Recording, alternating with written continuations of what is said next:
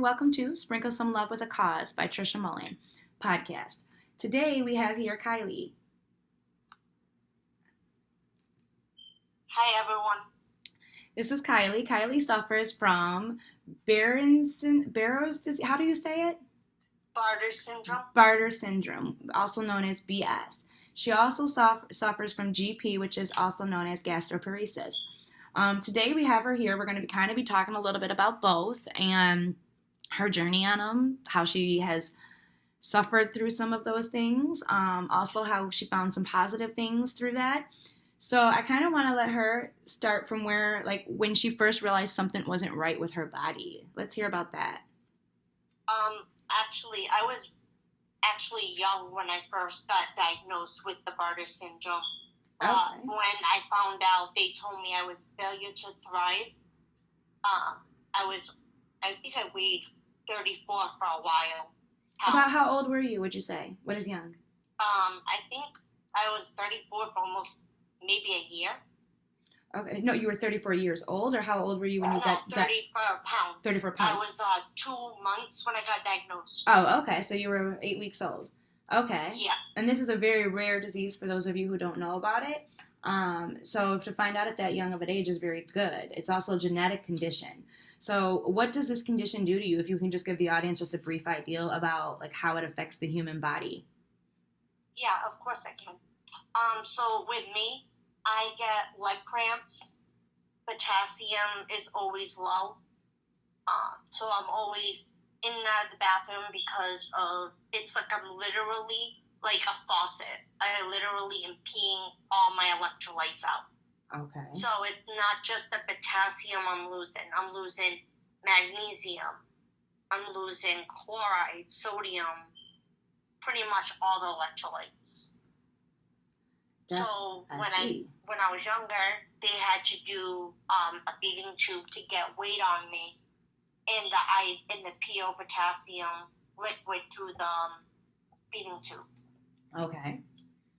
And I would get that. I think I'm not even sure how much times a day, but I think it was less when I was younger. But then they kept an eye on the potassium, and it still was low. Okay. And then about how old did you realize that, how old were you when you realized you were going to have to start managing this? When I started knowing since I was like 5 or 6. Okay. Because my family would ask me to hold like little syringes and stuff like that. Okay. So I would pretty much know that I needed to take this. My doctor would tell me it's either that or something can happen to you. Okay. So you realized it was a life or death possible situation and that you would have to self-medicate on a regularly for probably the rest of your life, I'm assuming. Yes. Okay. I've almost pretty much died quite a bit when I was younger and now.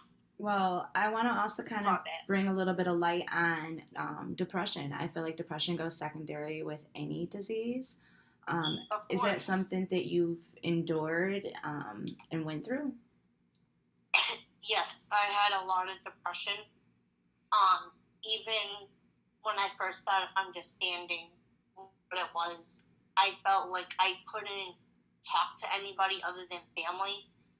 It was like I got people and like other kids wouldn't understand. So you felt often alone and isolated with it. How old would you say you were when you started to get that understanding and you were feeling that way, like at this point in your life? Maybe when I was like 8 or 9. So a few years later, after a couple years of self-medicating, that you realized, with my potassium, I had to take a lot of potassium. Okay, so during to be so young and start with depression at that age, what were you able to do to help yourself? Like, how did you overcome some of those things at that moment? Yeah, I went to try to like distract with family and my siblings, my brother and my cousins. I would distract myself. Okay, so you'd find other things to do and stuff like that. Yeah. Did you ever take part in counseling or medication or seek therapy? Counseling. Okay. And did that work for you? Yeah. Okay. They would try to explain to me that this wasn't something that could have helped. So could you explain, because now that you bring that up, so did you feel you blamed yourself, I'm assuming it sounds like, for the disease? Could you explain a little bit about that? At first, because I thought it was something that, like, something was wrong with my body.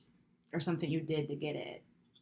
Yeah, but then I started knowing that family kept telling me that it was not my fault for it. And then I just would try to just do what I had to do to make sure that it would just not get worse. Okay. So did you, after all of that, and you were doing what you had to do, now how old would you say, moving forward to gastroparesis, would you be before you started realizing something was wrong? What led you on to your journey of still identifying that something else was going on in your body more than the depression and more than the rare Bartter disease or BS disease? How would you? Yeah. So what led you down your GP travels? Because I kept having, the bloating, the stomach pain, the nausea. It was like I couldn't stop throwing up. And it was just, and I was so constipated and all that. And I wasn't even able to really eat much. Okay. So when you went to the doctors, what did they tell you in the beginning? Like, how did that? They told me there was nothing wrong. It was just in my head. You're hypochondriac. You're over exceeding what's going on. Yep. Or a pain seeker. Yep. I was waiting for that answer.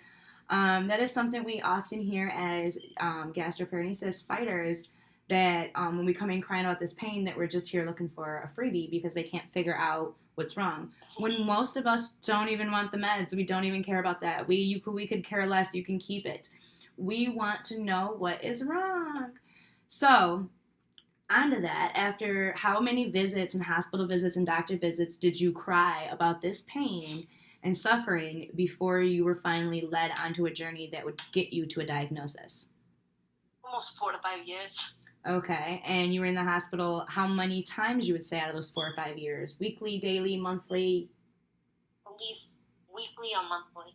Weekly or monthly for 4 to 5 years. Okay, so yeah, that's like... because of my potassium too, but then with the stomach issue also, because I didn't know what was wrong. Okay, and it was really hard to decipher between the two. Yeah, and then the doctor's like, well, you're exaggerating. I'm like, okay, I'm exaggerating. All right.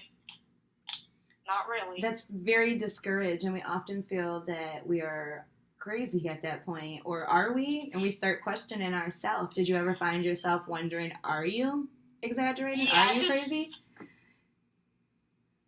I literally asked myself over and over almost quite a bit. I know. It's kind of like once people tell you you're a liar, you start wondering, am I lying? And like you're like, I know I'm not. Like, I know that I'm in pain and I know that this is real, but why do they think I'm lying? Like, what the heck is going on here? I wonder if there's other people that lie and say this.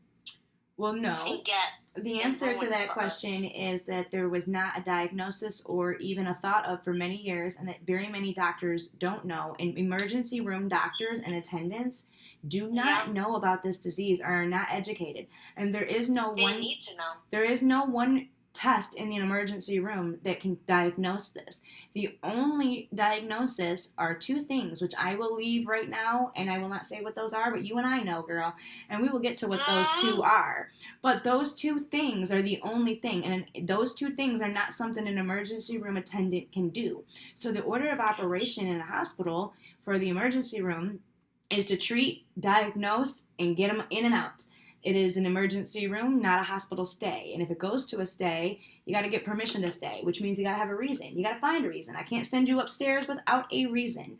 And if the doctors don't know the disease and never heard of it and they don't know what they're looking at, it could be staring them in the face like it has been with every other person I know with this disease, and they will not identify with it, nor will they identify with you having it until you come in the following month after your diagnosis with the same pain, and now they would treat you as if you have a disease that they still know nothing about.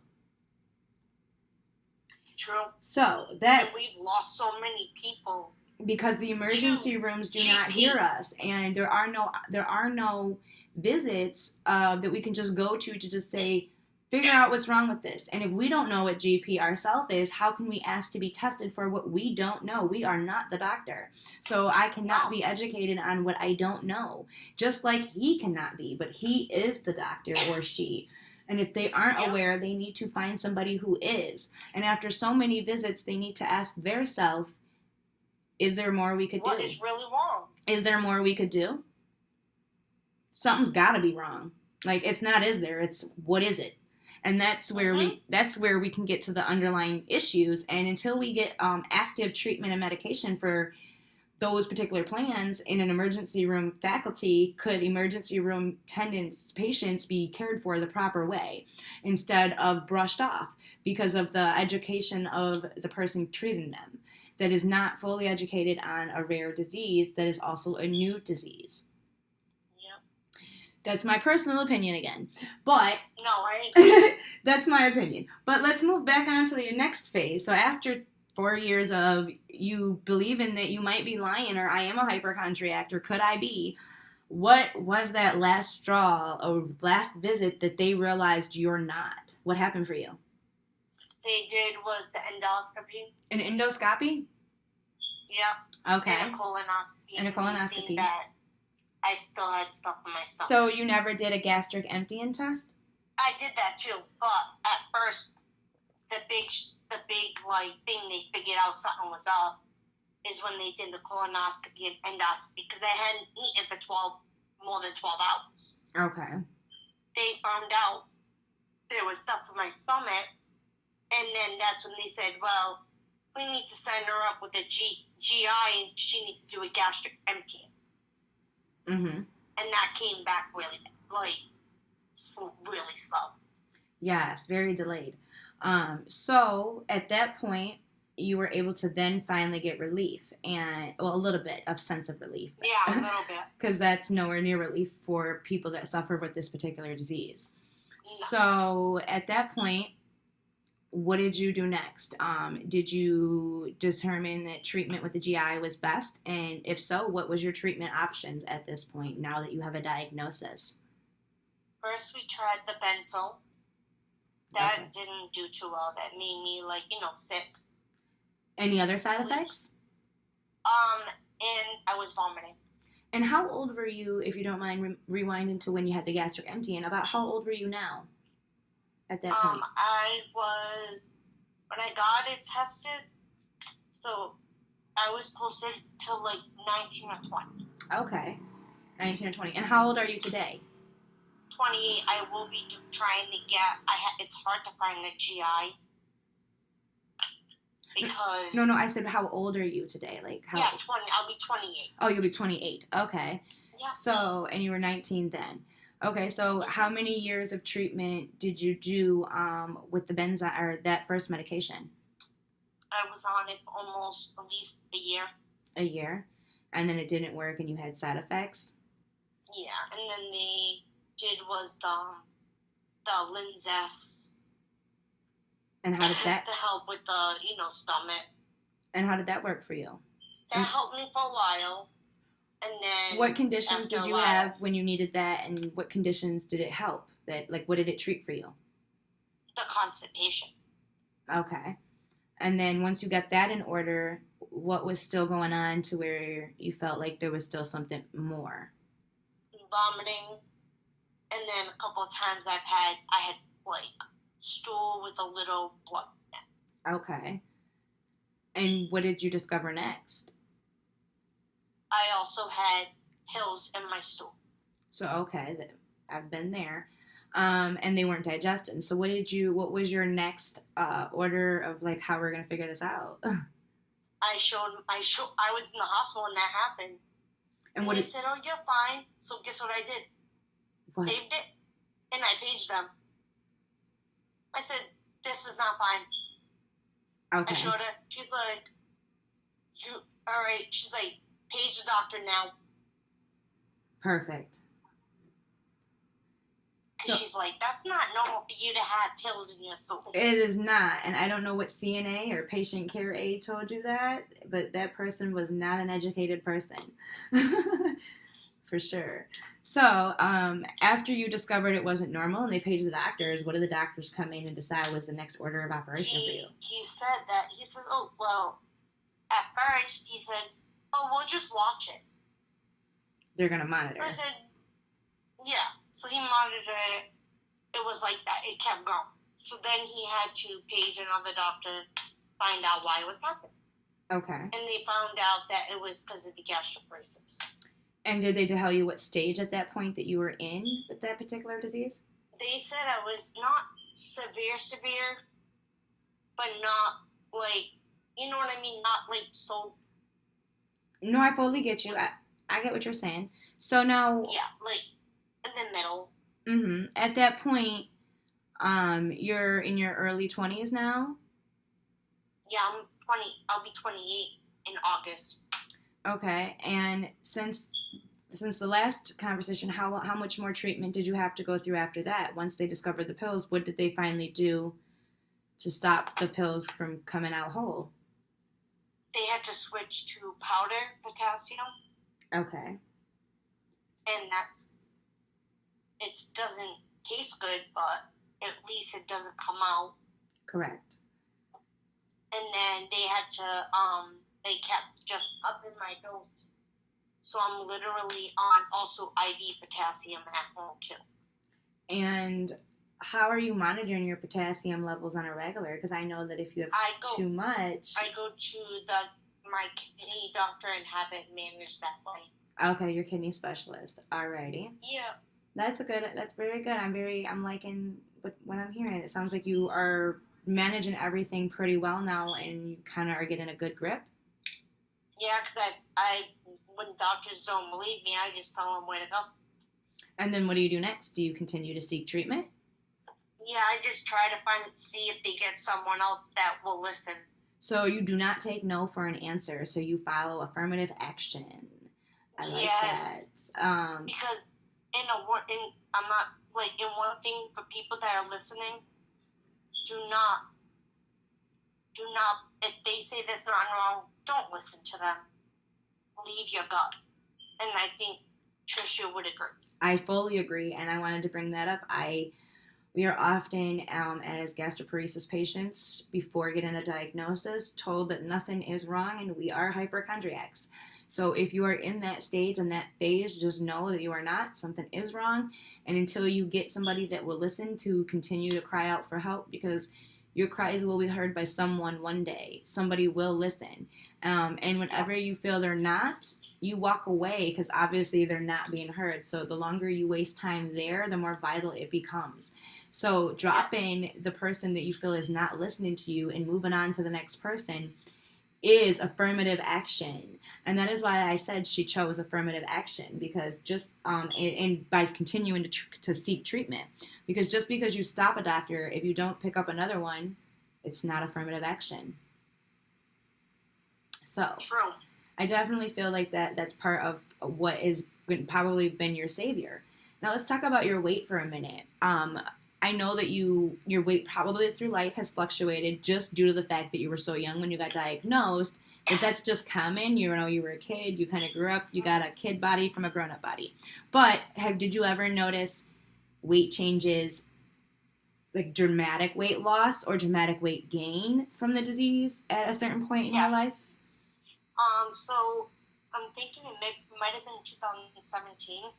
I caught a heart infection. Okay. It was called endocarditis. I caught that with my heart in my chest. Okay. And I was to the point where I was down to almost 80 pounds.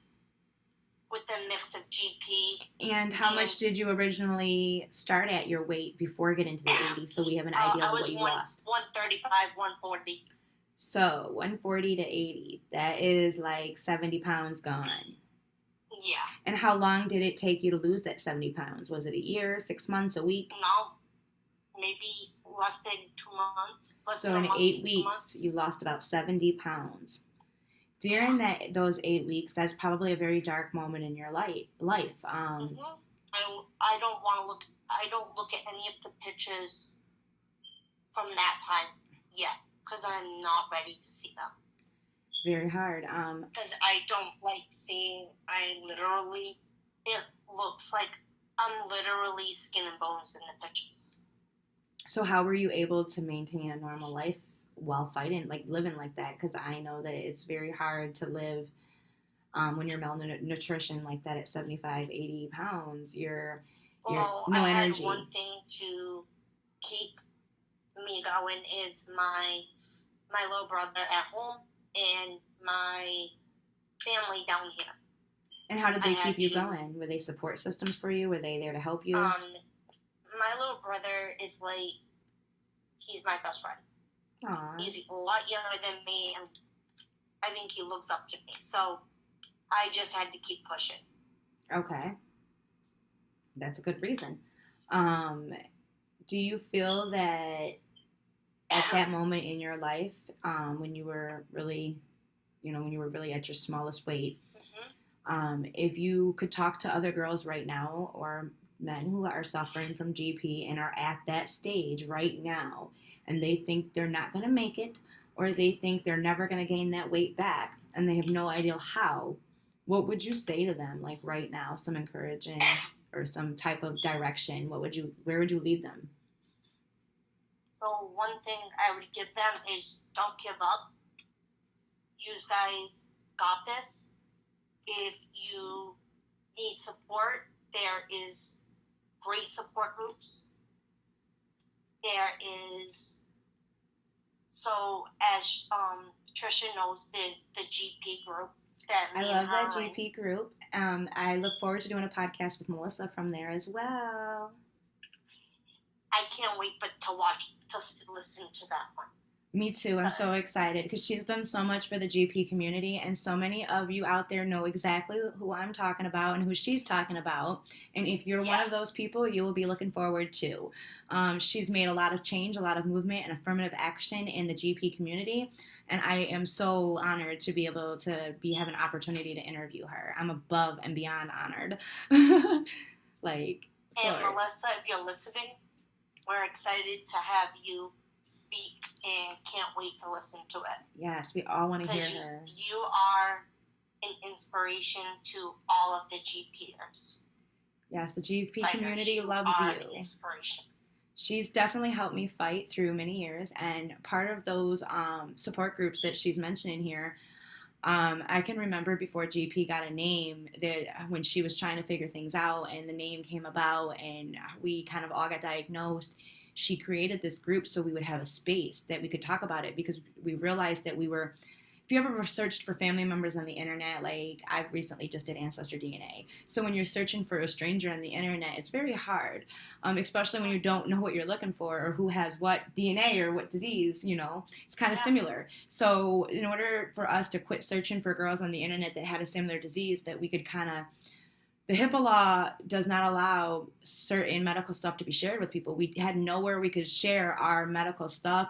We had nowhere we could talk and find somebody that had a Me Too story and see what should I do next, or did they make it? So I'm very thankful for that group, because that group has given us that space. That's a beautiful place, and it's been growing and growing and growing and growing ever since. She's literally, when she started that group, there was just a couple hundred people that just hopped in right away. And now I think it's at like almost 40K. Yeah, it is at almost 40K. That have been diagnosed with GP and are fighting the fight. And literally across states, she's helped get awareness. I cannot wait for her to come and discuss all of those awarenesses that she's brought in multiple states. She's got recognized things. She's got honored months for us. She's gotten the fight. She's gotten us our ribbon. She's gotten us our recognition. She's helped so many girls obtain disability. She's helped it be recognized as a disability. She is the voice. She's an amazing person. For GP. She is the voice. And I want to give her that credit, because without her voice and her determination to live, she has given so many others that opportunity through her. She's been an inspiration. And Melissa, thank you very much for giving us the hope and everything to continue to fight. Yes, and me and Trisha both thank you very much. We do. And I think Trisha would agree. I do agree. I want to ask you, who has been your support system outside of the internet? We all need somebody at home who can support us, or close to home, like our mom, our sister, our husband. Sometimes our children often help us. Who is your go-to person? So, one of my supporters is my little brother. He doesn't understand it fully, but he's the one that keeps me going. And my ex-fiance was my other supporter. Family supported too, but he went a lot to help. I was always in the hospital, and he always went with me and stayed overnights, and so has my mom. Okay. So it's a combination of those three that have really been there for you. So if you could say something to all three of those, or one of the three, whatever you choose, what would you say to them, like, if they're listening? One, to my ex-fiance, I appreciate everything you have did for me. Thank you for being there for me. Thank you for being a supportive person. And thank you for not letting me give up. And Mom, thank you for always being there. And no matter if I give you a hard time, you still deal with me and still try to get me through. And my little brother, you're my best friend, and I love you. Aww. Oh, that's so sweet. I'm Aw, okay, well, I really love that. It's okay. It's okay to cry. Crying is healthy in many ways, especially when they're happy tears. So do you have a hobby, or have you found something along your journey that you found and took an interest to that has emotionally helped you? Listening to music and literally talking to people that understand. So giving your testimony has helped you? Yeah, talking to other GPers. Okay. I like that. So where can people find you? One, you can find me on Melissa's group. You want to tell them the name of it? No, you go ahead. This is you. I always forget the name. I believe, me too. I believe it's just the GP. She's got several groups I follow. I'm in both of her support groups, but it's all GP Warriors, GP. Yeah. All of those support groups. Anything GP, you can find her. She's got several. You can find me on Facebook. Definitely. And the name under it's Kyley, Kyley. And then you can put my last name as REL. B as in Victor, INHA, and you should be able to find me on that. Perfect. Well, I appreciate you coming along today, and I kind of would like to follow more of your journey and see where things are going next for you. And in the future, I would really kind of like to do a big segment on your BS disease, however you pronounce that one. I actually would be really looking forward to that one. Yes, because that is a very rare disease that I would like to bring more awareness on. So and I want to bring more awareness on that one too. If anybody out there is listening and they also have that disease, message me or her. We would definitely like to get a group of girls on a chat about that and kind of bring some light to that. I might have a couple of girls that I can. Well, definitely, let's get that going, and I look forward to seeing more about it, in the future of you. And if anybody wants to follow her, go ahead and head over to her Facebook page. I appreciate, you coming on. I appreciate you sharing your journey. And until next time, girl.